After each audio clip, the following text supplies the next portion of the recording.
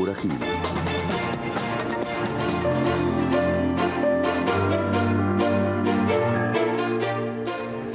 Buenas noches, soy Laura Gil y esto es Hashtag Internacional, un programa para debatir temas de Colombia en el mundo y el mundo en Colombia.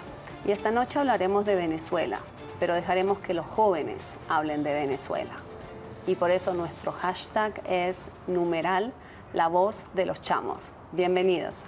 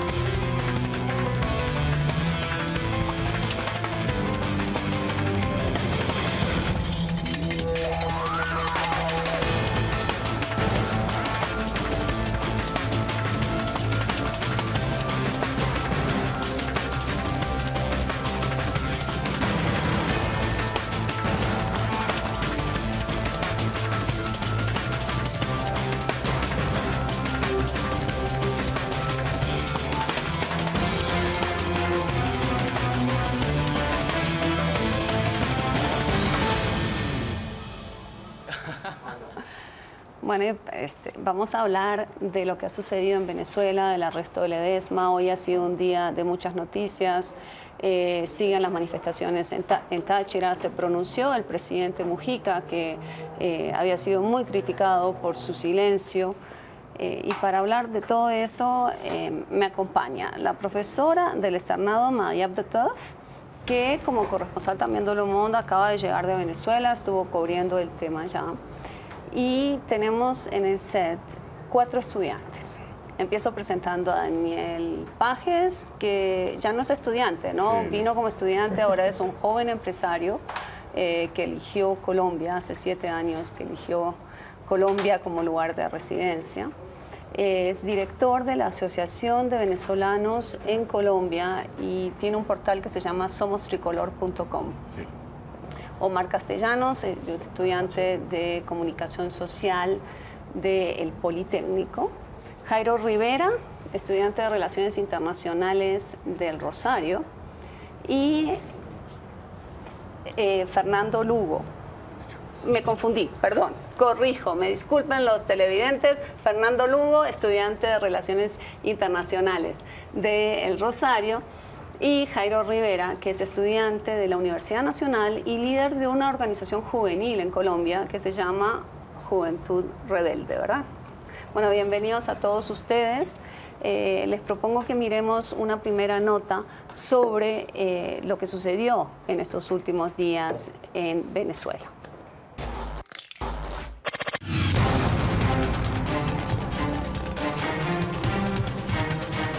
Durante la manifestación registrada el pasado 24 de febrero en la Universidad Católica de Táchira, Ferney Roa, un niño de 14 años de edad, murió luego de ser impactado con una bala en la cabeza por parte de uno de los efectivos de la Policía Nacional Bolivariana. Este hecho tuvo lugar en medio de la protesta provocada por la detención del dirigente opositor y alcalde de Caracas, Antonio Ledesma. Él toma una decisión de vida, cuál es la de quedarse en el país, de no ausentarse de algo que él sabe, todos lo sabemos, que es una locura lo que se está diciendo de Antonio y que no hay ningún basamento legal, que nada de lo que está en autos escritos es verdad. Ledesma, María Corina Machado, Leopoldo López y otros líderes opositores construyeron un documento llamado Acuerdo Nacional de Transición, que según Nicolás Maduro, plasma la voluntad de avanzar hacia un golpe de Estado. El señor Ledesma, Antonio Ledesma, que el día de hoy, por orden de la Fiscalía, fue capturado y va a ser procesado por la justicia venezolana para que responda por todos los delitos cometidos contra la paz del país, la seguridad, la Constitución. Esta captura ocurrió casi de manera simultánea con la incursión de al menos 300 funcionarios militares a la cárcel de Ramo Verde, ubicada en las afueras de Caracas, donde desde hace un año está detenido el también dirigente opositor Leopoldo López. Leopoldo López y su esposa Lilian Tintori han denunciado los abusos por parte de los militares que lo custodian en la cárcel. Esto se evidenció en la entrevista otorgada por López desde Ramo Verde al periodista Federico del Rincón de CNN, en la cual queda claro que las autoridades quieren evitar que el líder opositor tenga contacto con el exterior. Que no puede quitarme la llamada. No puede quitarme la llamada. Si me quieren castigar, me castigan, pero no pueden quitarme la llamada. Aló. En este momento te están grabando. ¿Te sientes atemorizado, Leopoldo? No, en este... No. López está siendo procesado bajo los cargos de instigación pública, daños a la propiedad y asociación para el delito, mientras que Antonio Ledesma denunció la persecución de los alcaldes opositores y la reducción de recursos de la Alcaldía Metropolitana de Caracas hasta en un 99,5%. Ledesma, quien fue capturado la semana pasada, actualmente está siendo procesado bajo los cargos de conspiración.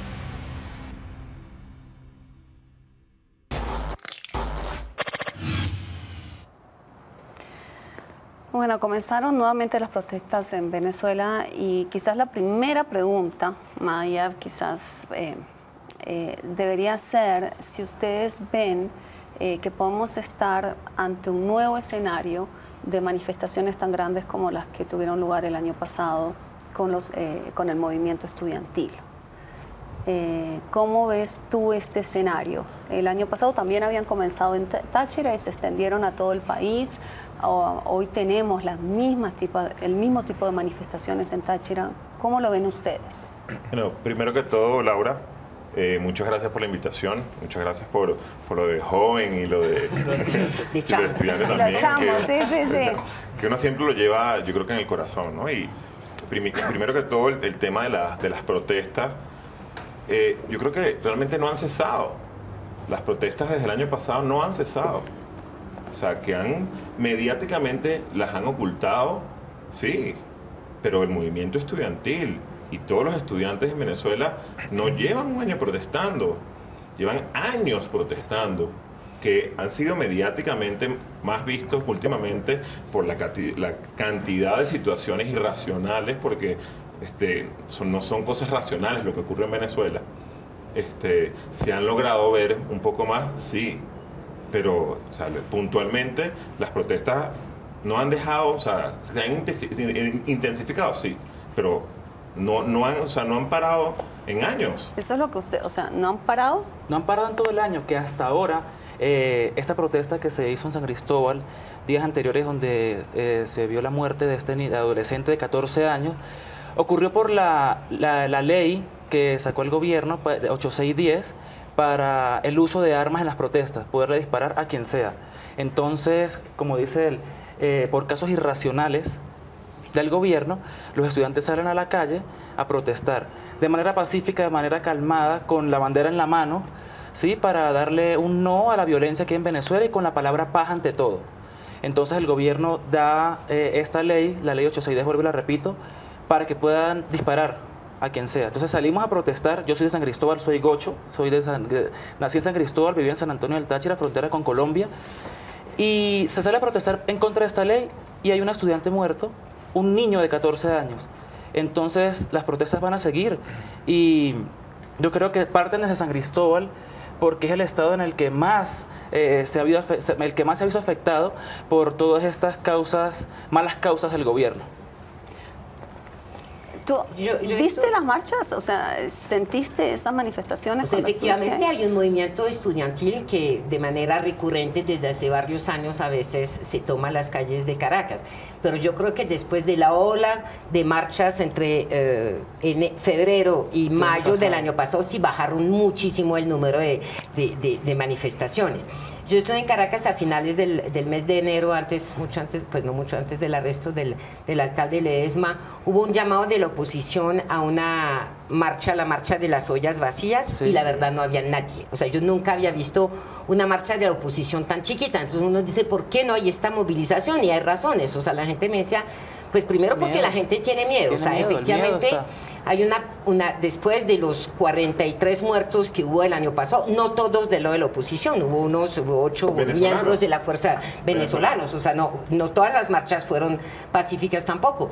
O sea, entonces la gente obviamente pues tiene miedo de salir. la gente, la ciudad, yo solamente estuve en Caracas, está muchísimo más, hay una presencia militar muy fuerte. Sacaron a los militares para cuidar las colas, hay militares por todos lados. Entonces, obviamente eso no es un clima favorable para que la gente salga a protestar. Y también probablemente una desmovilización de la gente muy fuerte, entre el hecho que ya la gente no piensa, no es que la gente no esté satisfecha con la situación, pero si las marchas del año pasado no lo lograron, ¿por qué volver a marchar? O sea, de alguna manera uno podría decir admirable lo que ha marchado la oposición venezolana, pero hay un desgaste, hay una desmovilización y también uno siente, o sea, una falta o una dificultad de la oposición en este momento de liderar el descontento que se puede expresar. Último razón de la ausencia, la gente me dice, no están marchando, está haciendo colas. Así es. O sea, sí, hay colas para todo. Pero uno sintió, sí, no había, no. Y mucha gente, y perdón, solamente para terminar eso, decía, no, es muy poco probable, pero lo repito, era antes de los incidentes, del arresto de Ledesma y del incidente en Táchira, me dice, es muy poco probable que haya grandes marchas en este momento y antes de las elecciones del fin de año, entre otras cosas porque no le conviene ni siquiera a la oposición, porque en caso de un estallido social muy fuerte, nadie sabe finalmente quién saldría ganando. O sea, la capacidad de la oposición de estar liderando este estallido social no está asegurado. Me corrigen si estoy equivocada, sobre todo tú, Maya, que acabas de llegar allá, pero el año pasado, cada vez que había una marcha, había una contramarcha, ¿no? O sea, salía... Por eso no se puede ser pacífica, exacto. Salía, pero entonces no hay grandes marchas chavistas en este momento. Ustedes que tienen vínculos con los estudiantes allá, ¿cómo interpretan que tampoco se están tomando la calle para defender el régimen como lo hicieron en el pasado? Bueno, lo primero también saludar esta invitación a los compatriotas panelistas acá y pues a los panelistas. Lo primero que hay que decir en eso es, en Venezuela en estos momentos, y con profundo respeto lo digo, no hay un movimiento estudiantil, ¿sí? Hay estudiantes protestando, como también hay campesinos, como también hay empresarios, como también hay líderes políticos, pero un movimiento estudiantil en el sentido genuino de la palabra, que se esté peleando la universidad, que esté en una gran discusión frente al modelo educativo, frente a la situación de las universidades, no lo hay, ¿sí? Hay una politización importante de los estudiantes en Venezuela que ha sido también utilizado tanto por la derecha como por el gobierno para generar y para impulsar movilización social. Eso es un primer elemento. Un segundo elemento, frente al tema del carácter que han tomado estas movilizaciones. Yo creo que hablar de los propósitos y de los objetivos que se han planteado y que se han canalizado allí, sí hay varias preocupaciones que a uno le surgen y que creo que como se decía al comienzo, ¿no? Estamos acá porque nos preocupa lo que pasa en Venezuela, independientemente de la lectura que se tenga frente a la situación. Hay un ascenso de la violencia producto de estas llamadas guarimbas, donde se han realizado actos abiertamente contrarios a la ley, no solamente a la ley venezolana, no solamente a ese decreto que tú refieres, sino a la ley de cualquier estado, ¿sí? En ningún estado del mundo, no conozco el estado del mundo que se permita o donde se ha permitido llamar abiertamente a un golpe de Estado, donde se ha permitido arrojar bombas molotov, donde se ha permitido quemar hospitales donde nacen niños, bueno, una serie de cosas que se han presentado por parte de la oposición y que quizás hacen parte del juego mediático de invisibilizar eso. La pregunta que tú haces, este sábado la convocó hoy Diosdado Cabello, hay una movilización del gobierno, del chavismo, vamos a ver qué sucede. Es difícil. Una contramovilización porque va a haber la movilización de la bueno, hay movilización, sí, es la pregunta puntual que tú haces. Sí. Se va a jugar el gobierno unas cartas importantes para demostrar también un respaldo popular que seguramente todavía conserva. Lo que pasa es que, perdón que te interrumpa, lo que pasa es que en las marchas de la oposición la contramovilización es para atacar a la oposición. La oposición no va a contraatacar esta marcha del chavismo que se va a realizar el sábado porque no tiene cómo. El gobierno está armado. Así de simple. ¿Sabes qué es interesante hablar de las marchas? O sea, que en un país normal no existen marchas. En un país que trabaje normalmente, que tenga su cultura, su parte social, sus valores, no existen marchas. O sea, eso no es algo que uno, o sea, independientemente de la ideología política que uno tenga, no existe. ¿Por qué? Porque la gente se dedica a vivir. Y el venezolano se dedica a hacer filas, a hacer colas, para comprar pollo, para comprar cualquier necesidad básica. Ya hablamos de eso, pero Jairo, yo quería, aquí Fernando afirmó que en Venezuela no existe movimiento estudiantil. Y yo quería ver tu reacción ante eso, porque, o sea, tú formas parte de un movimiento estudiantil aquí, ¿no? No, bueno, primero también agradecer el espacio y también de alguna manera pues decir que es para mí muy difícil, digamos, estar acá y un poco hablar por algo que yo no puedo hablar. Yo no puedo hablar por los estudiantes venezolanos, ¿sí? No lo voy a hacer tampoco, me parece irrespetuoso. Ni voy a hablar como venezolano tampoco. O sea, creo que de alguna manera de eso se trata de fondo el problema que estamos viviendo. Ni tampoco me interesa es increpar a los compañeros que están acá, por los que siento un profundo respeto. Seguramente las razones por las cuales están en Colombia no solo son válidas, sino que expresan de alguna manera pues, un sentimiento de un sector importante de la población venezolana. Lo mismo pasa con la población colombiana. Hay 5 millones de migrantes colombianos en Venezuela. El 10% de la población Muchos colombiana. de ellos por razones políticas, digámoslo claramente, ¿sí? Migran más colombianos a Venezuela, en eso tiene razón Maduro, que venezolanos a Colombia. Eso no expresa, o no voy a intentar hacer una interpretación de que eso expresa que es mejor vivir allá o acá, no tiene nada que ver con eso. De alguna manera lo que sí creo, y ya frente a la pregunta específica, es que es lamentable en gran medida lo que está pasando mediáticamente frente al tema venezolano. Y lo digo como colombiano y como algo que sí puedo expresar. Hace 10 años asesinaron aquí a Nicolás Neira, estudiante de 14 años, ¿sí? Porque en Colombia también la policía, fundamentalmente algo que tenemos acá, que es el Escuadrón Móvil Antidisturbios ESMAD, usa armas no convencionales. La última que llegó fue el taser, que ya ha sido utilizada, bueno. Y ningún funcionario del gobierno, pese a que ya había investigación y todo, salió nunca a pedir excusas por el asesinato de Nicolás Neira. No ha sucedido todavía. Pero nunca se le ha dado la difusión mediática al problema y al conflicto colombiano que tiene hoy el conflicto venezolano. Y esto no es por minimizar los problemas que seguramente debe tener la sociedad y Venezuela en términos generales, que yo creo que de alguna manera deben tener una solución en términos de un correlato como latinoamericanos, porque creo que hay problemas comunes allí. Pero quiero mencionar una cuestión: ¿por qué sucede de alguna manera ese enorme impacto mediático, ¿sí? Inclusive sale hasta en Canal Capital, que digamos considero como medio alternativo, pero ese enorme impacto mediático uno lo ve en todos lados de lo que pasa en Venezuela y la guarimba y toda esta cuestión y la oposición y cosas que seguramente son producto de la convulsión social, pero no pasa lo mismo en Colombia. Inclusive fenómenos similares se interpretan de manera distinta en Colombia y Venezuela, ¿sí? Y dan la imagen de que aquí vivimos en la democracia, allá hay dictadura, ¿sí? Bueno, discutamos eso. ¿Por qué? Por ejemplo, aquí cuando sucede un disturbio callejero, ¿sí? Es un disturbio y es fenómeno de rebelión y terrorismo.